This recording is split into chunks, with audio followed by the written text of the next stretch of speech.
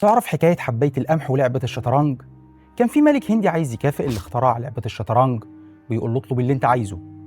المخترع بيرد عليه بطلب يبان بسيط جدا. قال له حط لي حبة قمح واحدة في أول مربع، وحبيتين في المربع التاني، وأربعة في التالت، ونكمل للآخر كل مربع يتضاعف من اللي قبله. الملك ضحك وبيقول له ده طلب واحد فقير، مش طلب حكيم. لكن لما الوزراء قعدوا يحسبوا اكتشفوا ان الرقعة اللي هي 64 مربع بس محتاجة كمية قمح أكبر من كل القمح اللي اتزرع في تاريخ البشرية كله. يا صديقي، الحكاية دي مش عن الشطرنج، الحكاية دي عن أخطر قوة في التاريخ الإنساني، قوة أخطر من أي جيش ومن أي مدفع وأي أسطول. الفايدة المركبة، حاجة بتبدأ صغيرة وبسيطة جدا، وبعدين من غير ما حد يحس بتاكل كل حاجة. وده بالظبط اللي حصل مع أكبر إمبراطورية عاشت ل6 قرون. ما سقطتش بسيف، ما سقطتش بمدفع، سقطت برقم صغير جدا بيتضاعف على ورقة. احنا دلوقتي في سنة 1856 واقفين على ضفاف مضيق البوسفور في اسطنبول.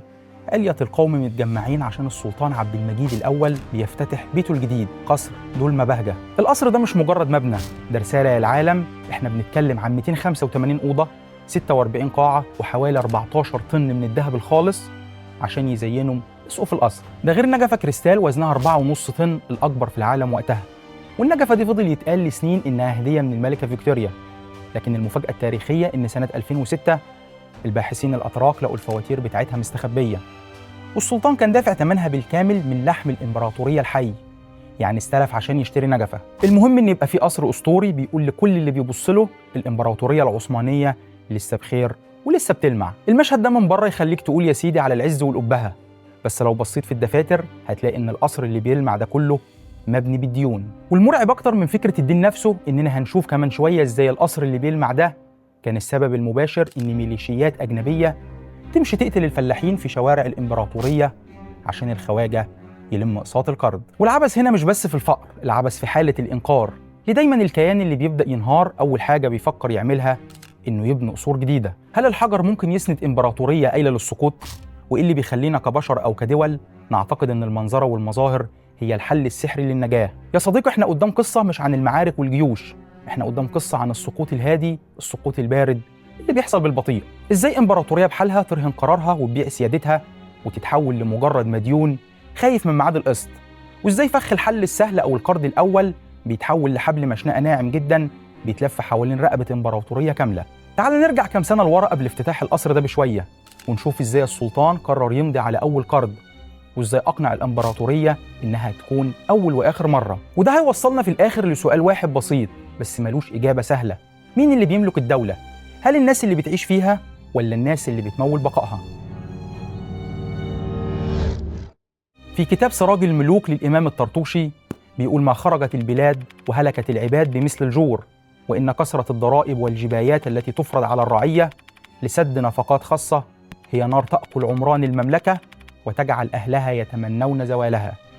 يا صديقي، خلينا نقعد مع بعض كده ونفكر بصوت عالي في اللحظة اللي بتسبق الكارثة دايما، لحظة أول مرة. عمرك سألت نفسك إيه هو أصعب قرض ممكن تاخده في حياتك؟ هل هو القرض الكبير ولا القرض اللي فوائده أعلى؟ الحقيقة لأ، أصعب قرض وأخطر سلفة هي أول سلفة. ليه؟ لأنها اللحظة اللي بتكسر فيها الحاجز النفسي، اللحظة اللي بتتنقل فيها من شخص بيعيش على قد إمكانياته لشخص بيعيش على إمكانيات غيره. سقوط كيان ضخم عاش 600 سنة زي الإمبراطورية العثمانية عامل زي مسرح الجريمة المعقد، مستحيل تفهمه من زاوية واحدة أو منظور واحد. فيه الزاوية العسكرية والحروب اللي خسروها، وفي الزاوية السياسية وتآمر الدول الكبيرة لتقسيم التركة. الزوايا دي كلها حقيقية ومهمة، بس التركيز عليها لوحدها بيخلي القصة ناقصة، وبيسيب دايما سؤال أخطر متعلق في الهوا: مين اللي كان بيمول الجيش اللي بيخسر الحروب دي أصلا؟ ومين اللي كان بيدفع مرتبات الموظفين لما الخزنة كانت بتبقى فاضية؟ تعال نرجع بالزمن لسنة 1854. الإمبراطورية العثمانية، الموظف العريق اللي كان في يوم من الأيام فتوة المنطقة كلها، فجأة لقى نفسه في خناقة شوارع كبيرة اسمها حرب القرم. جاره الروسي الضخم قرر يبلطج عليه وياخد حتة من أرضه. الموظف وقف يدافع عن نفسه، بس اكتشف إن لياقته راحت والأسلحة قديمة والجيش محتاج مصاريف مرعبة عشان يتحرك، والخزنة بتصفر والضرايب ما بتكفيش. يعمل إيه؟ وهنا بيظهروا جيرانه الأغنياء بريطانيا وفرنسا، يطبطبوا على كتفه ويقولوا له: إحنا معاك يا بطل، مش هنسيبك لوحدك في الخناقة دي. بس بصراحة كده الحرب غالية، إيه رأيك نسلفك؟ وفي أغسطس 1854 بتصدر الإمبراطورية العثمانية أول قرار في تاريخها كله بالاستدانة من الخارج. أول مرة من يوم ما عثمان الأول أسس الدولة تمد الدولة إيديها لبنوك أوروبا. القرض الأول كان بحوالي 3 مليون جنيه استرليني، وده وقتها رقم ضخم جدا. وهنا بيظهر سؤال أعمق، هل عندك خطة حقيقية ترجع بيها الفلوس اللي استلفتها؟ وهنا بيبان بوضوح اللعبة. القرض الأول ما كانش نهاية القصة، ده كان أول حباية قمح على أول مربع في رقعة الشطرنج. بس خلينا ندخل جوه عقل صانع القرار في اللحظة دي، والصوت اللي كان بيدور في دماغ السلطان واللي حواليه. أكيد الصوت ده كان بيقول التبرير البشري المعتاد، هي مرة واحدة بس، مجرد أزمة وهتعدي، هنكسب الحرب ونلم الغنايم ونعصر الفلاحين في الضرايب السنة الجاية ونسدد القرض ونقفل الباب ده للأبد. ليه دايما بنصدق كذبة هي مرة واحدة بس؟ هل لأننا فعلا بنكون مقتنعين، ولا لأننا أضعف من إننا نواجه حقيقة إننا فشلنا في إدارة مواردنا؟ وهل القرض الأول بيحل المشكلة ولا بيخلق مشكلة جديدة بس شكلها أشيك شوية؟ لما الفلوس وصلت يا صديق اسطنبول الإحساس كان ساحر. فجأة الخزنة اللي كانت فاضية بقت مليانة ذهب واسترليني، الدولة قدرت تدفع رواتب الجيش، تشتري سلاح وتمشي حالها. إحساس الراحة اللي بيجي بعد القرض ده إحساس خادع جدا، عامل زي مسكن قوي خدته لضرس مسوس، الوجع راح بس السوس لسه بياكل في العظم. وهنا بنوصل للسؤال الأهم، هل الاستدانة فعل اقتصادي بحت ولا هي تنازل صامت هادي أنيق عن جزء من حريتك؟ بعد حرب القرم حاجة غريبة حصلت، القروض بدل ما تقل زادت. السلطان عبد العزيز اللي حكم بعد كده كان مفتون بفكرة التحديث على الطريقة الأوروبية، لكن تحديث من النوع اللي شكله أهم من جوهره، زي قصور جديدة بتراث فرنسي، أسطول بحري ضخم بيتباهى بيه أكتر ما بيستخدمه. وكل ده اتمول إزاي؟ بقرض جديد بيتاخد أساساً عشان يسدد فوايد القرض القديم. تخيل معايا يا صديق الصورة دي، لما الموظف المطحون بياخد أول قرض بيكتشف إن الموضوع سهل، مفيش داعي نصلح نظام الضرائب المتهالك، مفيش داعي نحارب الفساد اللي بينهش في الإمبراطورية، مفيش داعي نضغط مصروفاتنا ونعيش على قدنا. ليه نتعب نفسنا في إصلاحات هيكلية مؤلمة ما دام البنك في باريس ولندن فاتح دراعاته ومستعد يبعت فلوس في شوال؟ الحل السهل دايما مغري، بس مشكلته إنه بيغير الDNA بتاعك وبيغير نظرتك لنفسك.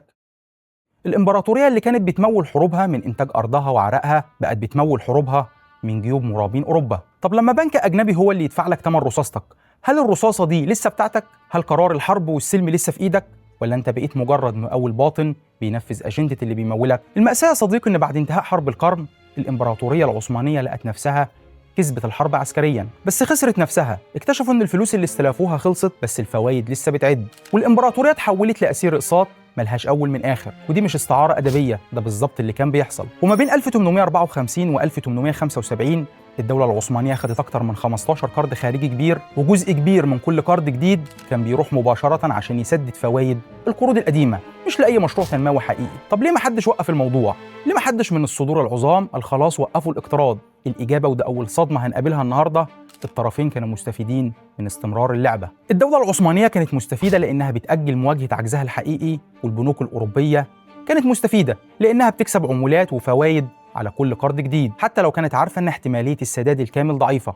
يعني كل طرف كان بيلعب لعبته وسايب المستقبل يتصرف لوحده. وفي وسط كل ده كان في طبقة كاملة من الأعيان والبشوات عايشة حياة مختلفة تماماً عن حياة الفلاح أو الجندي. طبقة اتعودت على مستوى معيشة مرتفع، قصور وعربيات وحفلات، وشايفة في استمرار القروض ضمان بقاء نمط الحياة ده. الطبقة دي ما كانتش شريرة بالمعنى المباشر، محدش فيهم كان قاعد يخطط لتدمير الإمبراطورية، بس كانت غرقانة في مصلحتها والأنا، لدرجة إنها ما كانتش قادرة أو عايزة تشوف الصورة الكبيرة. العملاق والإمام المواردي في كتابه تسهيل النظر لخص الكارثة دي من مئات السنين لما قال إن السلطان وحاشيته إذا أسرفوا في نفقاتهم وأفرطوا في شهواتهم خلت خزائنهم فمدوا أيديهم إلى أموال الرعية فاشتدت وطأتهم عليهم فخربت الديار وزال الملك.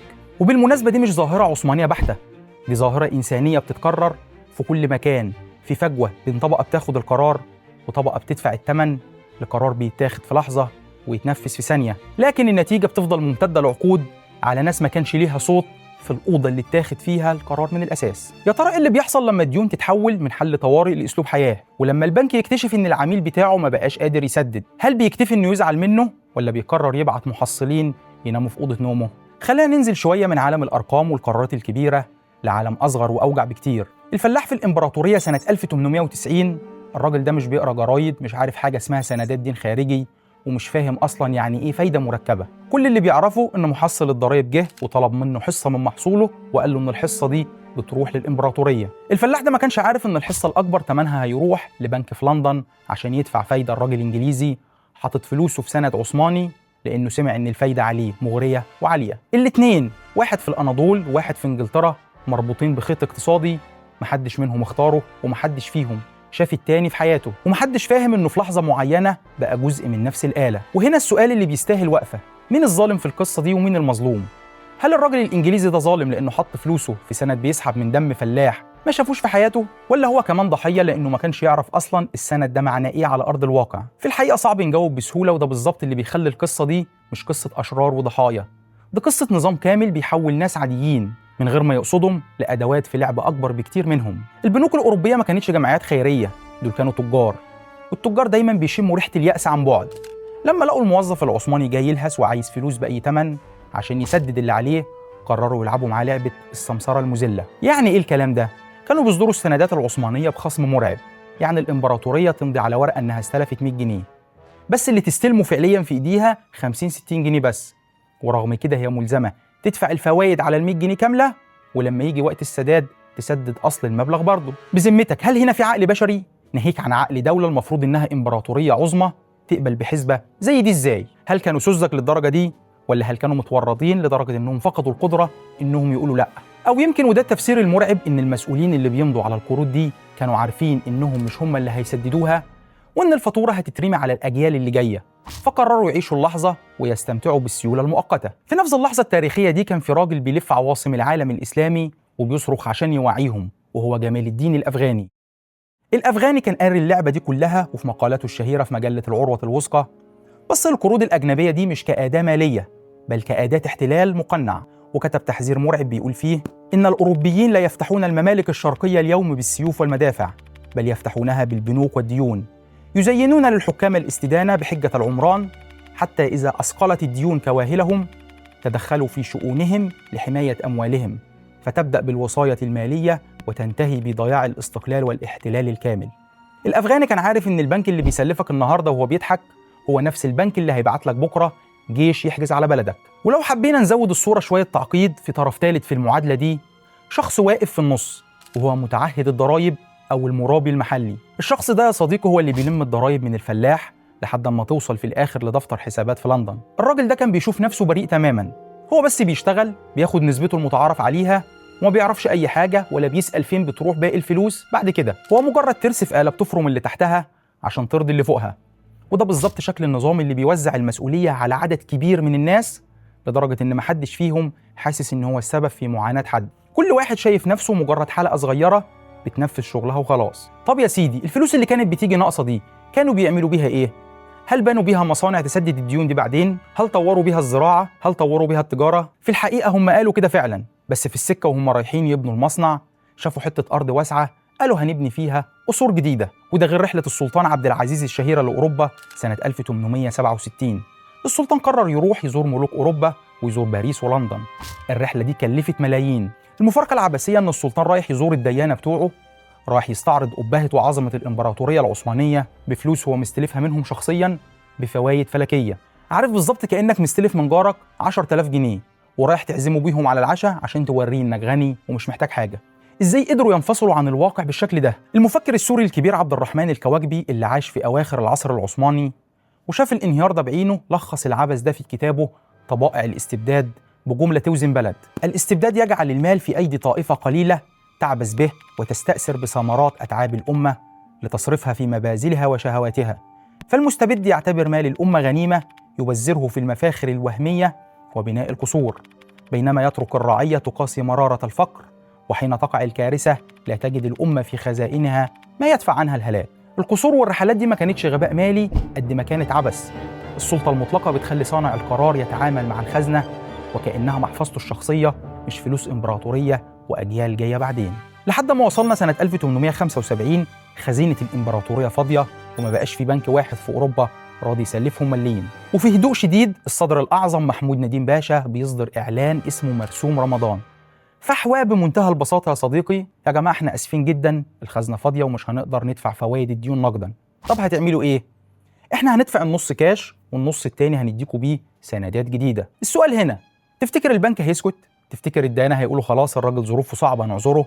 بعد الإفلاس ده بدل ما الأزمة تنتهي حصل تصاعد ما بين 1875 و 1881. حصل زلزال سياسي عنيف، عبد العزيز اتخلع والسلطان مراد الخامس حكم كام شهر واتخلع بسبب مرضه النفسي، وجه بقى عبد الحميد الثاني. في عالم المال مفيش حاجة اسمها ظروف شخصية.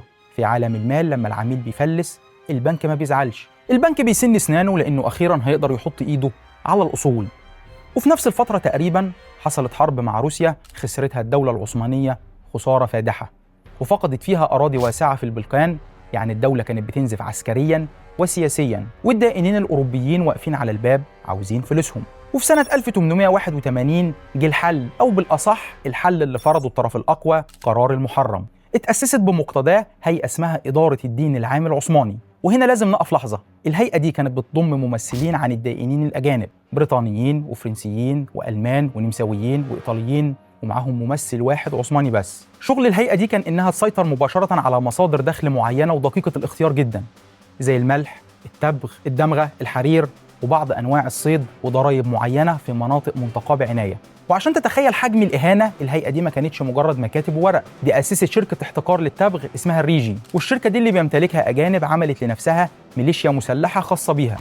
أنت متخيل كمية العبث؟ الديانة عندهم ميليشيا ماشية في شوارع بلدك، والميليشيا دي قتلت كتير من الفلاحين لمجرد إنهم خبوا شوية تبغ من محصولهم عشان يبيعوه لنفسهم، والدم كان بيسيل حرفيا في القرى والشوارع عشان الخواجة يلم القرض بتاعه. الكارثة هنا إن السلطان والبشوات كانوا لسه عايشين في القصور وبياكلوا أكل فاخر زي ما هم. وهنا بيظهر محور جديد، إدارة الديون العمومية دي كانت بتاخد فلوسها من مين؟ وبعد كل اللي حصل ده، هل ده بيتسمى احتلال؟ للأسف رسميا لا، مفيش جندي أجنبي واحد نزل أرضك عمليا، لكن سيادة الدولة على جزء أساسي من اقتصادها راحت من غير طلقة واحدة. طب لما بنسمع كلمة دائنين أجانب بنتخيل صورة واحدة بسيطة، أوروبا في مواجهة الدولة العثمانية، لكن الحقيقة أعقد من كده بكتير.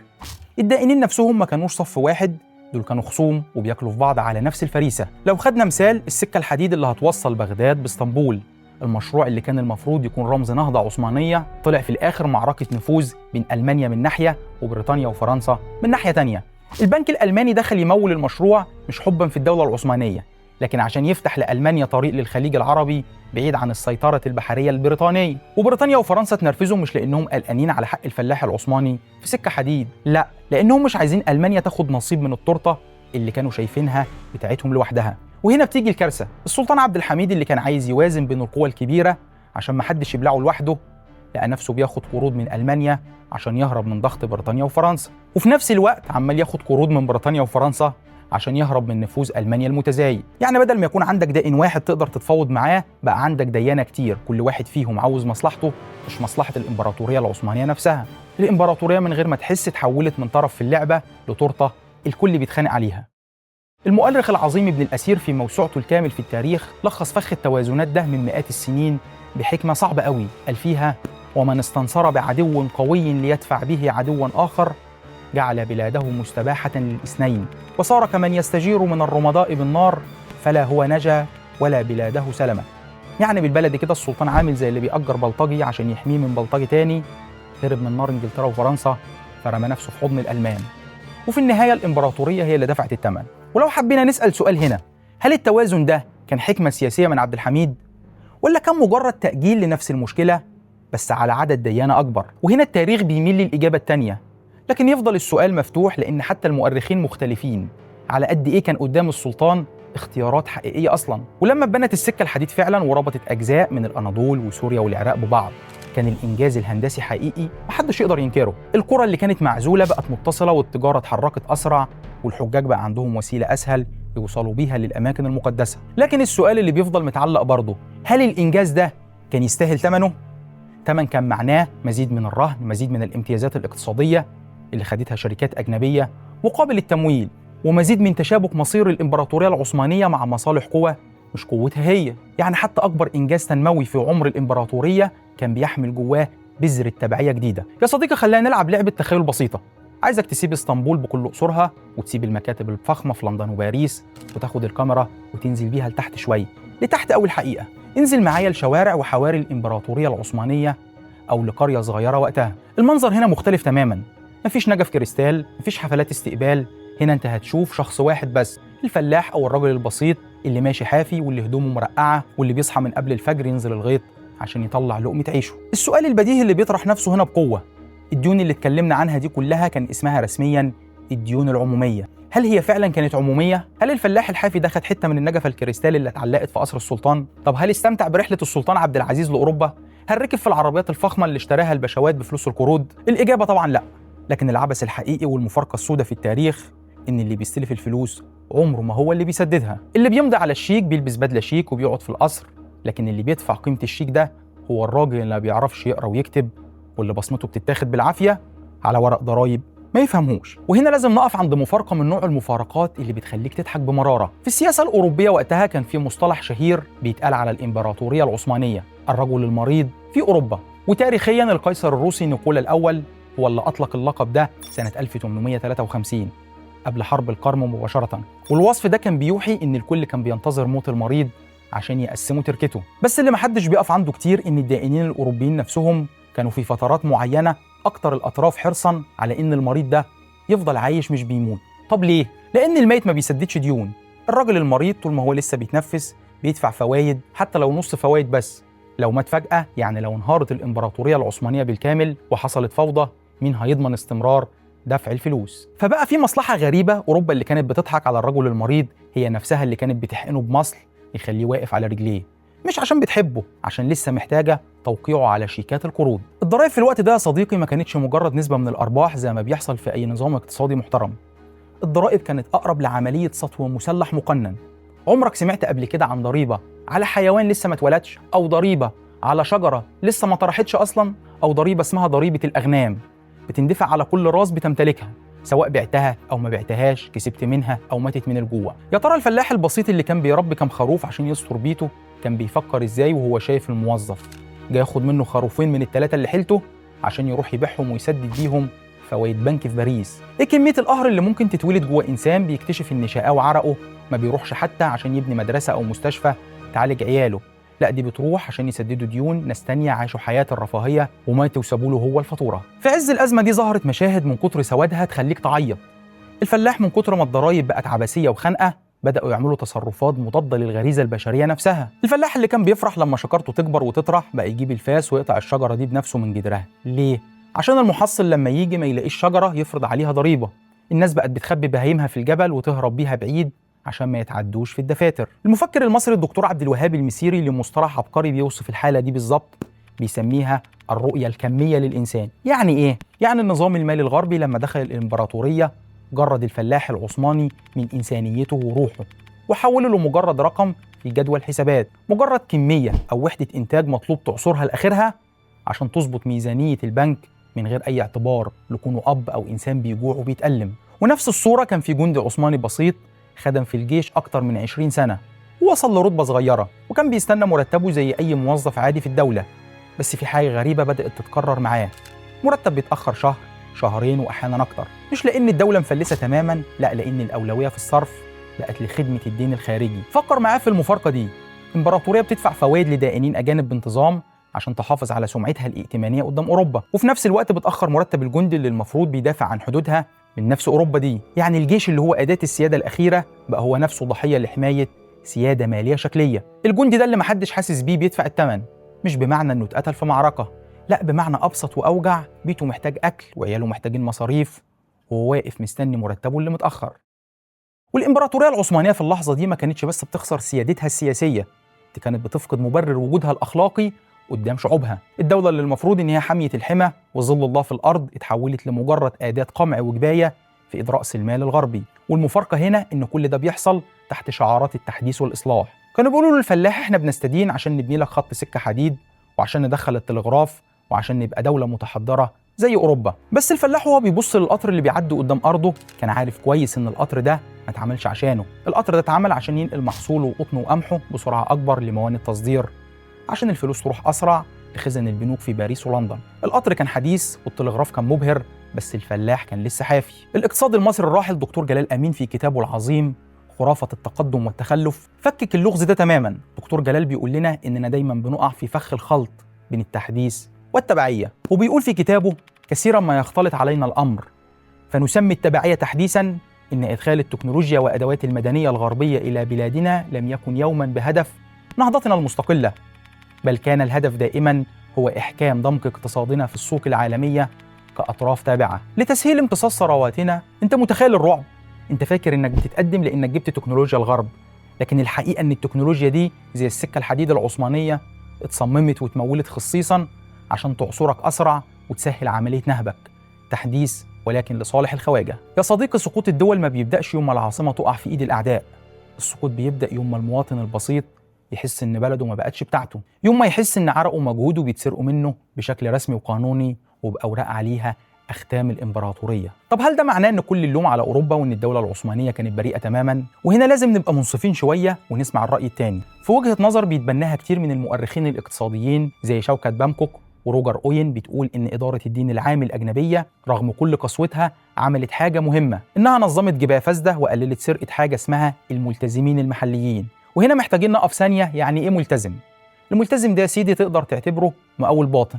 الدولة العثمانية كانت بتكسل تنزل تلم الضرائب بنفسها، فبتعمل مزاد. يجي باشا أو غني من أعيان القرية يقول للدولة: أنا هدفع لك الضرائب بتاعت القرية دي كلها كاش مقدما، وسيبيني أنا بقى ألمها من الفلاحين بمعرفتي. الدولة تاخد فلوسها وتكبر دماغها، والملتزم ده ينزل للفلاحين يلم الفلوس أضعاف أضعاف مضاعفة لصالحه، واللي بيفتح بقه أو يعترض بينضرب بالكرباج وتتاخد أرضه.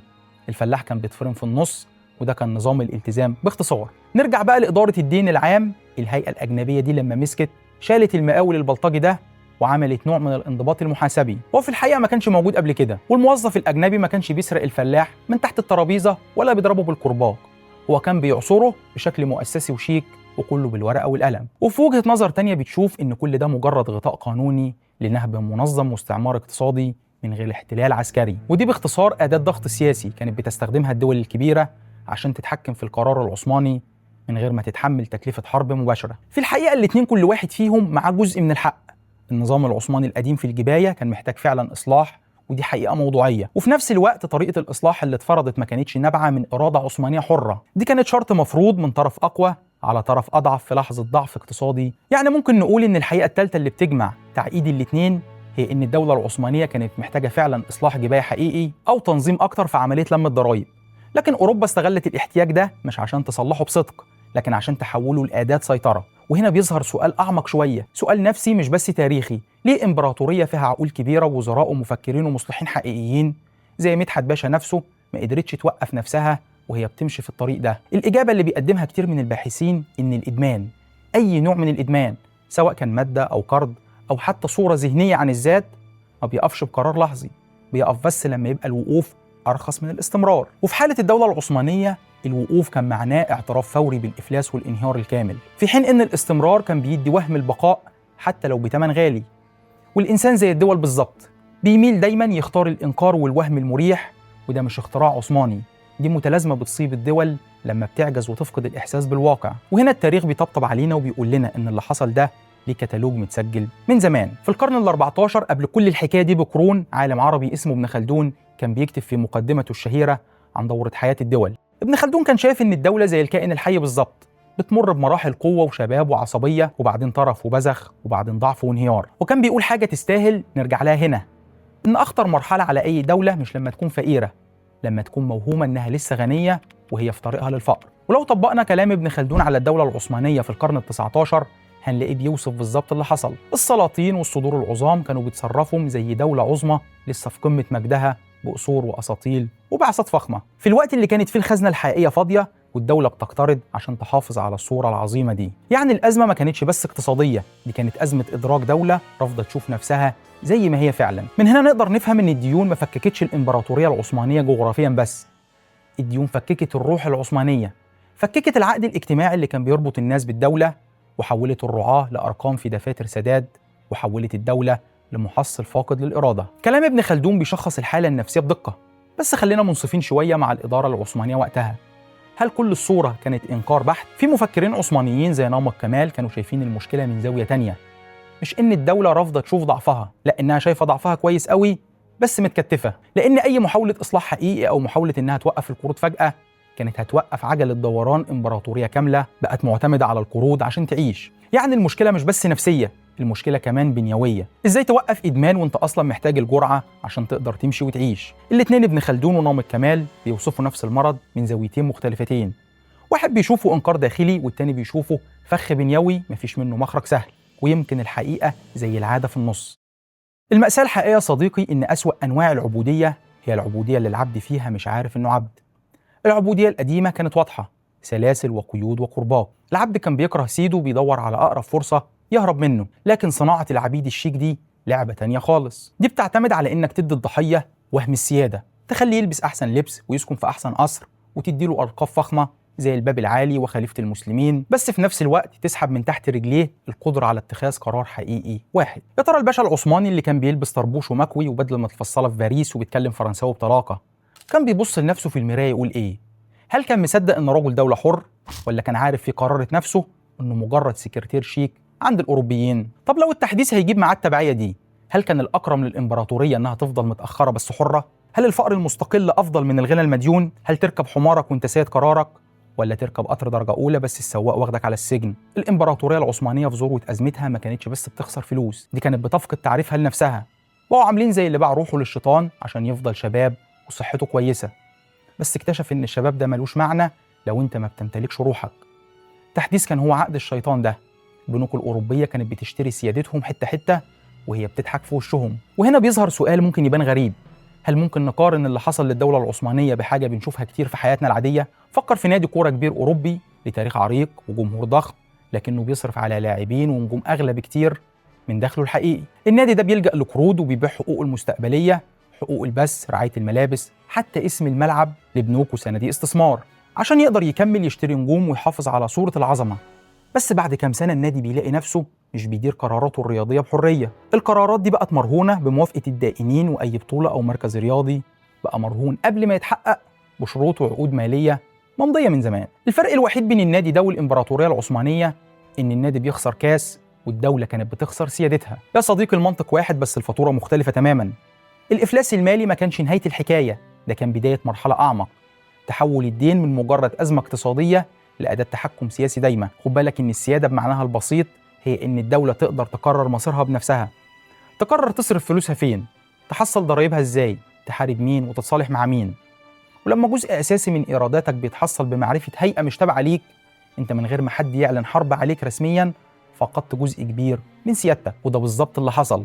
قرارات عثمانية كبيرة بدءا من نهاية القرن ال19 كانت بتتاخد وهي واخدة في اعتبارها رد فعل البنوك الأوروبية، مش بس رد فعل الشعب أو المصلحة الوطنية. السلطة السياسية اللي كانت زمان مطلقة بقت مقيدة بقيد اقتصادي خفي ما كانش مكتوب في أي دستور، بس كان موجود وفعال أكتر من أي قانون. ولما جت الحرب العالمية الأولى ودخلت الدولة العثمانية فيها لأسباب معقدة بعضها سياسي وبعضها عسكري، كانت الدولة أصلا منهكة اقتصاديا لعقود. يعني الحرب ما كانتش بس سبب الانهيار، دي كانت الضربة اللي قسمت ظهر البعير. ولو سألت نفسك سؤال بسيط، هل كان ممكن الدولة العثمانية تدخل الحرب بشروطها هي مش شروط حلفائها؟ الإجابة بصراحة لا، لأن جزء كبير من قرارات التحالف مع ألمانيا نفسه كان متأثر بعلاقات القروض والسكة الحديد اللي اتكلمنا عنها من شوية. يعني حتى قرار هعادي مين وهحالف مين اللي المفروض يكون أعلى قرار سيادي في الدولة كان هو نفسه مش بعيد عن ظل الديون اللي كان مخيم على الإمبراطورية من عقود. وبعد الحرب لما اتقسمت الأراضي العثمانية بين الحلفاء والاتفاقيات المعروفة اتمضت، الحكاية ما كانتش بدأت من الصفر، دي كانت استمرار منطقي لمسار بدأ من سنة 1854 بقرض واحد عشان حرب واحدة اتصور وقتها إنه حل مؤقت. وفي نقطة كمان لازم نمر عليها لأنها بتفسر للدولة العثمانية ما قدرتش تقول لأ حتى لو حبت. من قرون كان في نظام اسمه الامتيازات الأجنبية، بمقتضاه التجار والرعاية الأوروبيين اللي عايشين جوه الدولة العثمانية كانوا معفيين من القضاء العثماني نفسه وبيتحاكموا بقوانين بلادهم من خلال قناصلهم. النظام ده بدأ كإجراء دبلوماسي بسيط ولفتة كرم من سلطان قوي واثق من نفسه مش محتاج يخاف من رعايا أجانب قليلين. بس مع ضعف الإمبراطورية النظام ده تحول لجرح مفتوح، بنك أجنبي، شركة أجنبية، أو حتى تاجر أجنبي بسيط كانوا بيتصرفوا جوه حدود الإمبراطورية العثمانية وكأنهم مش خاضعين لقوانينها أصلا. يعني حتى لو حاولت الإمبراطورية تاخد حقها من مؤسسة أجنبية ضربتها في معاملة تجارية هتلاقي نفسها بتتحاكم قدام محكمة أجنبية مش قدام قاضي من الإمبراطورية. العملاق عباس محمود العقاد في كتابه العظيم لا شيوعية ولا استعمار لما كان بيفكك ألاعيب الغرب حط إيده على الجرح ده بالظبط. العقاد كان بيحذر من فكرة الاستعمار المقنع، وكان شايف إن احتلال الإرادة دايما بيسبق احتلال الأرض، وإن فكرة الامتيازات والمحاكم الأجنبية دي ما هي إلا إعلان رسمي بإن الدولة فقدت مناعتها. لما الأجنبي يبقى ليه محكمة خاصة بيه وقانون خاص بيه في بلدك، ده معناه إنك مضيت له على اعتراف إنك مواطن درجة تانية جوه بيتك. العقاد كان فاهم كويس إن السيادة عاملة زي الشرف ما بيتجزأش، يا تمتلكه كله يا تفقده كله. فتخيل معايا الصورة الكاملة دلوقتي، إمبراطورية إيراداتها بيحصلها أجانب وديونها بيقررها أجانب، وحتى لو حد من الأجانب دول أخطأ في حقها مش هي اللي هتحاكمه. فين السيادة هنا بالظبط؟ وفي نهاية أي تراجيديا أو قصة درامية في سنة 1922 الإمبراطورية العثمانية اتفككت رسميا. بس السؤال، هل ماتت بضربة سيف قاضية في ساحة معركة؟ الحقيقة لأ، هي ماتت على ترابيزة اجتماعات باردة جدا. المحاسبين قعدوا وجابوا الآلة الحاسبة، والأغرب من تقسيم الأراضي والحدود الجغرافية كان تقسيم الديون. كل دولة جديدة ظهرت من تحت عباية الراجل المريض ورثت حتة من الفاتورة. يعني الإمبراطورية ماتت بس القرض فضل شغال وبيسحب فوايد على عيالها وأحفادها. يا صديقي، الإمبراطورية العثمانية ما انهارتش عشان كانت ضعيفة عسكريا وبس. الإمبراطورية انهارت يوم ما فقدت استقلالها المالي، يوم ما صدقت كذبة القرض السهل اللي هيحل الأزمة ويرجعنا لبر الأمان، يوم ما استبدلت الكرامة الخشنة بتبعية ناعمة ومريحة. يمكن التاريخ ما بيعيدش نفسه بالملي، بس المؤكد إنه بيلحن نفس الأغنية بتوزيع جديد.